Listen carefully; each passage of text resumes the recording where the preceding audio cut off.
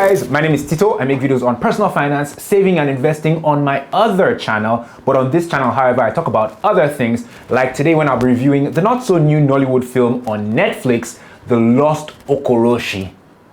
The Lost Okoroshi is a satire about Raymond Obinwa, a security guard fed up with city life who wants to return to the village to become a farmer.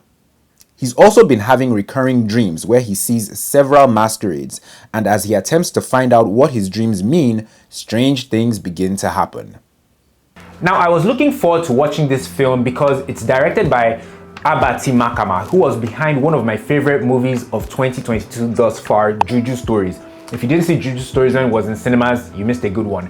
Anyway, that film was directed by 3 different directors because it's a collection of 3 short stories, but this film is a full-length feature, 90 minutes, directed, written, and produced solely by Abba T, and boy oh boy, what a righteous use of my 90 minutes. I had no idea of, which actors or who was in the film.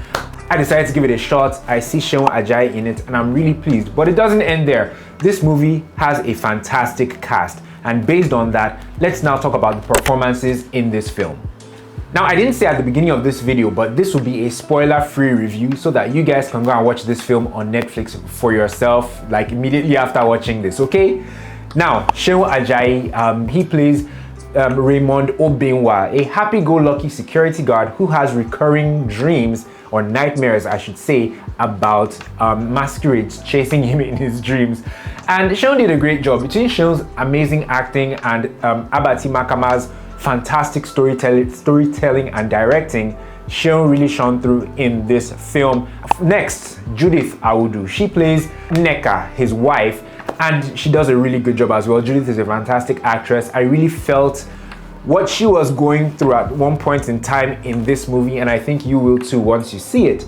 Chiwetel Agu, the great Chiwetel Agu.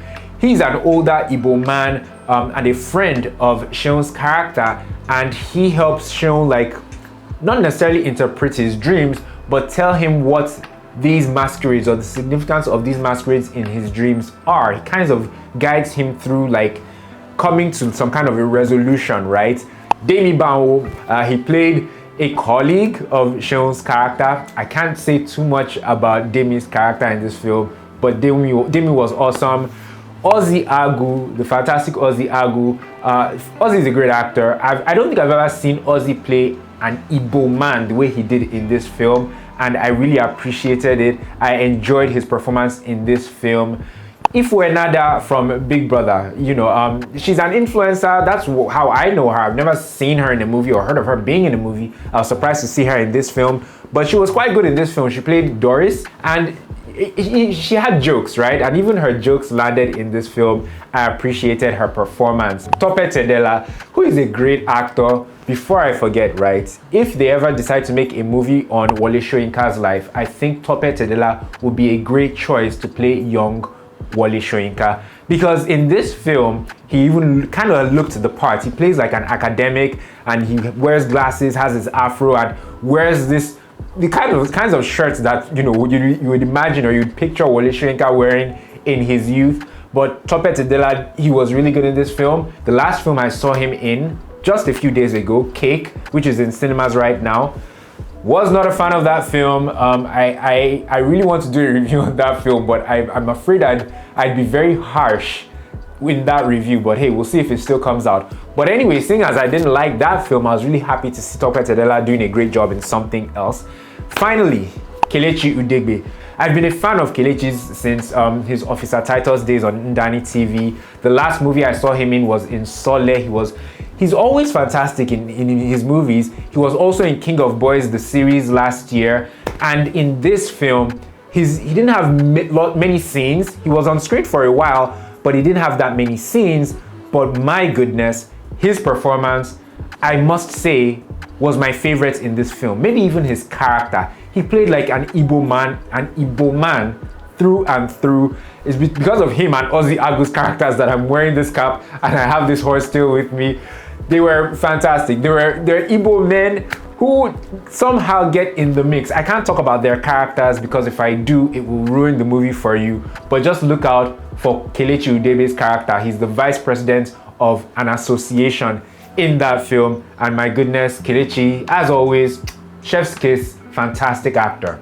What I liked that this film was different. This film is very different from a lot of the other films we've been seeing from Nollywood in recent times. It's just in a different league. The acting is different, the visuals are different, the themes and the story is different. So if you're looking for something different from Nollywood, you really want to check out this movie. Secondly, I liked the promotion of Igbo culture and heritage in this film. I'm not Igbo, I'm from Edo State, but I appreciate so many things about Igbo culture, and it was unexpected, but this film touched on so many things that are entwined with Igbo culture, so to speak, like the masquerades and the symbolism and, you know, the history of the masquerades and whatnot. These elements were fused into the film, and it was a learning experience for me. And whenever I can watch a film in the cinema or on Netflix or whatever, and I can learn something as well as be entertained, it's a fantastic time for me, you know, honestly. Finally, and I really could go on and on about the things that I liked about this film, I would say that I loved the messaging and the storytelling and the symbolism. This film treaded on the relationship between the spiritual, the subconscious, and the natural and the physical, but not in a scary or morbid or eerie way. It was done in a very tasteful way, a way that you will enjoy, and a way that is very Nigerian and very African. And I loved, like I said, the symbolism in this film. You'll be watching it and you'll know that there are hidden meanings or there are secondary meanings to some of the things being said or being shown in this film. It's a film that really engages the mind, and I loved that. Oh, I also loved the music and the sound effects and the sound editing in this film. The music in this film is a very key element in this movie. It cannot go unnoticed, and it was very engaging. And just the sound editing and the sound design and the music, once again, was brilliant in terms of its use in telling the story in this film. And yeah, by the way, remember to turn on the subtitles in this film while you're watching it. If not, you may miss a few things. Who should see it? See The Lost Okoroshi if literature in English was one of your favorite subjects in secondary school. See The Lost Okoroshi if you were a member of drama club, or if you really enjoyed stage plays and stage productions back in school, or even if you still enjoy them now as an adult. See The Lost Okoroshi if you're a fan of Igbo culture, or if you are Igbo and you just appreciate Igbo heritage. I mean, not every time Chimamanda stuff, sometimes other Igbo stuff. See this movie if you're in that category. Finally, see this movie if you want to see something different, artistic, tasteful, and culturally relevant from Nollywood. So in conclusion, guys, as much as I enjoyed this film, I do realize it may not be everyone's cup of tea. If you're not a fan of the arts, or you're not necessarily open-minded when it comes to Nollywood films, then you may not enjoy this film. Also, patience is required at the beginning of this film. It takes its time at the beginning, but it gets to a point where the film really takes off and you'll be at the edge of your seat. So yeah, bear that in mind. Be a little bit patient with the movie. Finally, there's some suggestive scenes in this movie that make it inappropriate for kids. So make sure the children are nowhere nearby when you're watching this movie.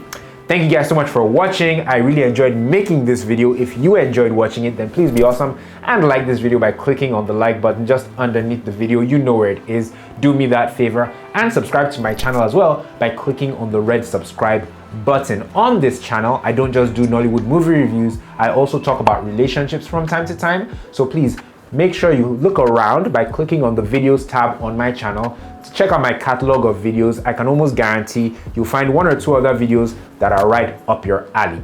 Finally, if you're into personal finance, saving and investing, I do have another channel entirely where I talk about that stuff. I'll link it in the description box below so you can check that out too. Thank you guys for the final time. I will catch you in the next one. Yeah, there we go. I'm just now realizing that this should actually be a fan and not a horse tail. The horse tail, I think, is for us Edo people. This is what I had around.